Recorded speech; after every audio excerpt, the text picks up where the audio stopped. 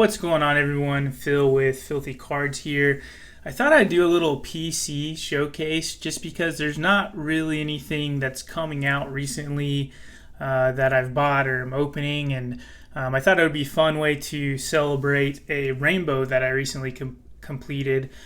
So if you guys aren't aware, I've been going after the first Bowman Chrome Rainbow of Spencer Swollenback, basically since 2021 Bowman Draft came out. So for about 2.5 years, I've been going for this. I have several of his autos too, but I've just been going for the Chrome. This is a refractor. I actually have one of the autos back here. It's a little bit of a backstory of why I went after this. Spencer played at my alma mater, the University of Nebraska. So I was following the team at the time, and he was actually a two-way player at Nebraska. He was the starting shortstop as well as the closer. And his senior year, he won the college award for being the best two-way player. So he was very talented, and the Braves drafted him in the second round. Initially, the report said that they were going to let him play both the field and pitch, which is really exciting for me. Obviously, back in 2021, Ohtani was coming off an MVP. We all knew how great he could be. So that was kind of cool. Unfortunately, Spencer had to have Tommy John right after he was drafted, and then they converted him full-time to a starting pitcher. So he has pitching. He's made the major leagues, and he's actually, at the time I'm filming this, he's coming off his third career start in which he pitched really well against the Orioles. He pitched 6 innings and gave up 2 runs. So hopefully he can build off that. But I did want to show off that I completed the rainbow. So we'll go through those. This is the sky blue refractor. Here is the black and white ray wave. Here is the speckle. And when I say I completed the rainbow, I guess a good caveat to add is that I didn't get the 1 of 1. To the best of my knowledge, the 1 of 1 has never came up for sale. So I have the whole rainbow minus the 1 of 1. Here's the purple. So now we're getting into numbered stuff. This is out of 250. You've got the aqua lava out of 199. This is the true blue out of 150. It's kind of interesting too.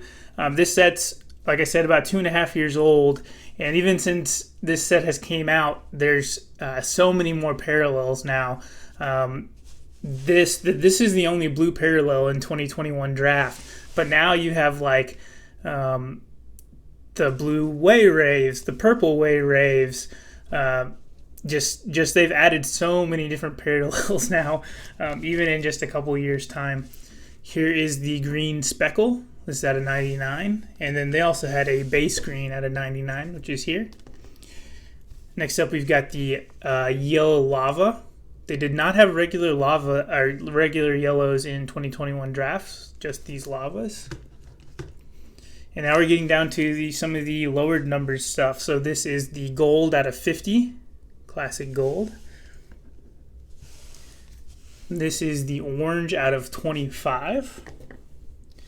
We got just a few left. And then this is the red out of 5. So for about the last year, this is where I've been stuck in the rainbow. I got down to that, and I was missing the red lava refractor, which is also numbered out of 5, and the Asia refractor. If you're not familiar, a Bowman Draft each year has a Asian exclusive release. It's a different configuration, so you get 4 packs with 1 guaranteed auto, and then some Asia parallels that look just like the Mojo parallels that you get in mega boxes from the Bowman and Bowman Chrome release.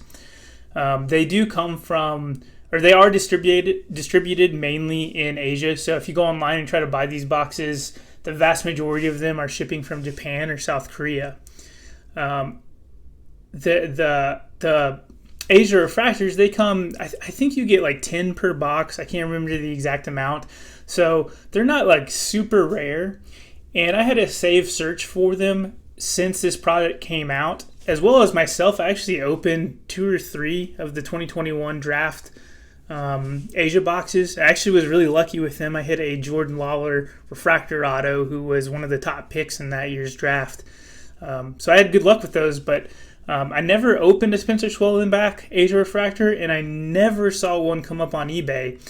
So got to the point where I was pretty convinced that it was more likely than not that they didn't make the card. That for some reason, either his card in particular, they didn't make the Asia refractor, or they just don't do the whole checklist with those Mojo refractors. And then just recently, about a week ago, one came up on eBay, and the seller actually had it listed incorrectly, but thankfully my safe search still caught it. I immediately smashed buy it now because, like I said, I have never seen another one come up for sale to the point that I didn't know that they existed. So we got that, and then that brings us to the last card, the Red Lava Refractor. Someone on eBay, now that Spencer has made his MLB debut, listed 3 copies of the card, and they listed them at auction to all end at the exact same time. Ideally, they would have been like a minute or 5 minutes spaced out, so I could have just like max bid on one. If I didn't get it, go to the next one.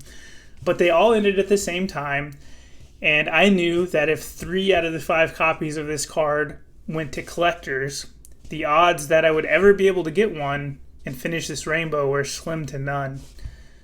So I bid 3 different amounts on the 3 cards, with one of the amounts being absurdly high to make sure I got it. And well, guys, here is the Red Lava Refractors. I won all 3. One of them was graded as a 9. That was not my intent, and I'm probably going to sell this one because the rest of the rainbow is raw. Eventually, maybe I'll grade them, but since the rest of it is raw, I'm probably going to sell this to recoup some of my funds. The reason I won all 3, this is just speculation, I think the seller hurt themselves by having them all end at the same time because the raws went for less than half of the last sale. So like I said, I've been missing these and the Asia Refractor for about a year, and one of these came up for sale maybe 6 or 9 months ago, and I bid what I thought at the time was an absurd amount for the card, and I lost. And I wasn't particularly close. I was like $40 less than the highest bid, so I wasn't even the second highest bid at the time. And since he's debuted, I thought that card's probably actually gone up in price. He's made the major leagues. So that was my thought process. But actually, these sold for less than half of what that one sold for about 9 months ago. So I ended up winning all 3. If the Superfractor ever does come up, I'll certainly try to buy it.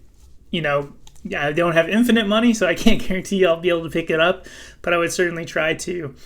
But yeah, I wanted to share that, my journey trying to collect the rainbow of this card. Lastly, real quick, I'm going to go through another project I've been working on. I follow the UFC. I have a really small card collection of them, but I follow it super closely. Watch almost every fight night and pay-per-view. And I ordered a Topps Chrome Mega Box. I happened to pull this card of Rashad Evans. I started following the UFC during the Ultimate Fighter 1. That's actually what introduced me to the sport. I started Brazilian Jiu-Jitsu shortly after that. I did that for several years, and I've been following MMA ever since. So this autograph set, Octagon Legends, has a lot of the fighters that were fighting just when I started following the sport, basically the late 2000s, so 2007, 8, 9, that era. So I thought since I pulled this orange parallel, I would try to put together the set. The cards are not very expensive. Most of them I've been picking up for between 20 and 30 bucks. I think actually all of them except one I've picked up for under $30. So not very expensive. I still have several to go, but I thought I'd share the ones I've got so far just because it's kind of a cool project. Eventually, if I can complete the set, I'll put them all in a display, but these are all out of 25. This is the orange parallel. We got Dan Henderson, Tony Ferguson. He's actually still active. He's fighting now. So he's a more recent fighter. To be honest, he should retire, but he's still active. Jens Pulver, Little Evil. Junior Dos Santos. Shout out Steve's Collecting. I know Steve is a big fan of JDS. He was a former heavyweight champion of the world. Tyrone Woodley. He's another one that's a little bit more active. He's probably most famous for getting knocked out by Jake Paul, to be honest. Chris Weidman, he was the middleweight champion about 10 years ago. He looked like he was going to be an absolute beast, but he had a really drastic fall off. He's also still active, actually, but he's just not near the fighter that he used to be. And Frankie Edgar, who was one of my favorite fighters of all time, he was the lightweight champion, which, if you're not familiar, that's weighing in at 155 pounds. But later in his career, he fought as low as 135 pounds. So basically, when he was the 155-pound champion, he was fighting guys that were just like way bigger than him, but he was still winning. So that's a kind of a cool project that I've been working on lately. That's going to do it, guys. The video is already longer than I intended it to be. I hope you enjoyed kind of my story and my collecting journey for the Swollen Back Rainbow. If you like the content, please subscribe to the channel, hit the thumbs up button for me, and leave a comment down below. Let me know if you're working on any rainbows. Take care.